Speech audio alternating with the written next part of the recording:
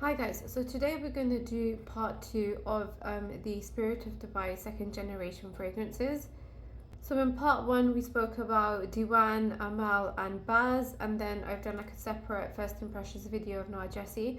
So what I'll do is I'll link like both of those videos in the description box below. Today we're going to talk about Haibah, Abjar and Dura. So these are the samples for the three. So that's the one for Abjar. That's the one for Dura, I think. Yeah, Dura. And then this one is the one for Haber. So Haber is actually the one that came in the plastic like atomizer. You can change like which sample you want to put in this plastic bottle. I don't know how to change it, but we'll figure that out later. But this is like a really nice touch, I think, to the samples because it represents like the bigger bottles as well, just like in a mini version. So first we are going to talk about Haibah, which is this one over here. So Haibah is a fruity, musky, oriental fragrance. The scent itself represents like a rare diamond, which is priceless, and any description doesn't do justice to the fragrance. So if you've watched like my previous videos, or if you've been watching me from the start, you'll know that I'm really fussy and particular with my fruity fragrances. But my first reaction to Haibah when I smelt it in the air was just like, oh my god, this is incredible. By the way, I'm not spraying any of these because they're 5 ml fragrances, but they're just so precious that I've already used quite a bit just to do these videos. So I don't want to spray them in the video because, as I said, like each spray is really precious.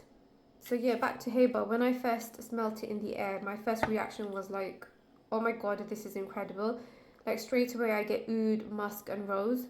I hadn't tried this one before, not even when I was in Dubai, and I did the vlog at the Spirit of Dubai in Dubai Mall. Haibah is 100% like my type of fragrance. It definitely has a rare Indian oud oil because it has that touch of skankiness to it as well. You also get fruits like apple and pear. It has some woodiness to it as well, so it's very different. It's not like your typical your typical fruity fragrance. But it has like that touch of woodiness, the touch of fruitiness. It has that oud, it has that skankiness to it. It has that rose. It's just a beautiful blend. So these are my first impressions, of course, and this fragrance will change over time. I probably will do a full review on this fragrance because I absolutely love it.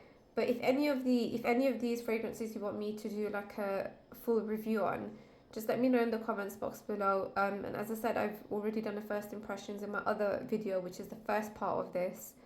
And even with those, if you want me to do a full review on any of them, just let me know. Yeah, Haibah, like my first impressions were, I absolutely love it.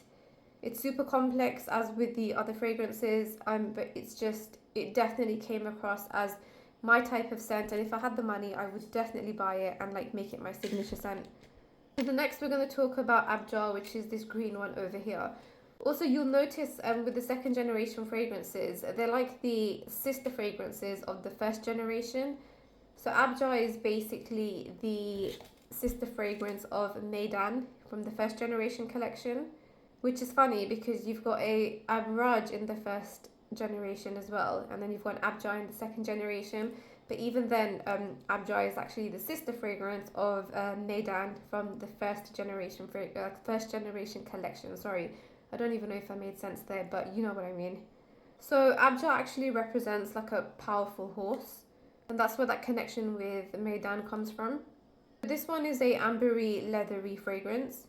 In the air, initially it feels like a sweet oud, but that really quickly changes. It becomes like a rose oud tobacco combination. Quite powerful, just like the horse that it's representing, because it's representing not just any ordinary horse, it's representing a stallion. So you can imagine like where that power comes from. It has hints of spices, a little fruity, a little balsamic as well, but I think the oud, the rose and the tobacco, and then some incense after 10 minutes are the most obvious notes. And then after 15 minutes you also start to feel the leather. So another super complex fragrance, maybe the most powerful out of the 7. And I don't mean that in like the strongest or the most projecting way, it's just like the most powerful in terms of the blend. And then finally we're going to talk about Dura, which is this white one over here. So Dura represents a silver shell, offering like a glimpse into the treasures hidden within the deep sea, which is obviously the white pearl. So this one's a woody, ambery, leathery fragrance with marine notes, as you'd expect, because obviously it's representing the ocean.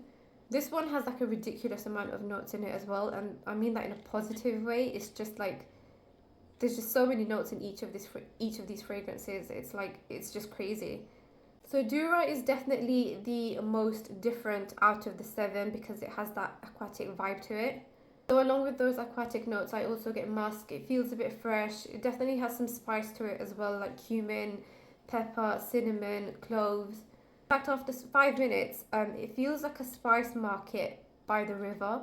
I actually find in one of the Dubai neighborhoods, so I actually found that quite cool. This one keeps changing every like 5 to 10 minutes though, which is interesting because it represents the ocean. And no one part of the ocean is the same. It changes everywhere. So I think that this is like a perfect representation of what the fragrance is trying to represent. So overall, all 7 fragrances are very, very, very complex and have a record-breaking amount of notes in each one. And as you can imagine, I have like way above average performance and projection. As I said in the first video though, they aren't really everyday scents, but they're more like special occasion scents. I highly recommend the discovery sets to you because you get to smell everything, and they aren't 2 ml fragrances, they're 5 ml samples, which is an even bigger bonus. So, if you really want to try the Spirit of Dubai fragrances, then definitely go on their website, on their official website, and buy the discovery set where you'll get like all 7 of these. Obviously, the discovery set itself is quite pricey, but it works out cheaper to buy the discovery set than buy each individual sample, first of all. And second of all, it's still cheaper than buying a full bottle. And obviously, as I always say, the Spirit of Dubai fragrances, there's not just one that I can recommend. I've had a lot of people ask me recently as well that I'm going to Dubai, I want to visit the Spirit of Dubai boutique. What do you recommend I try? And there's not one single scent that I recommend that you should try only.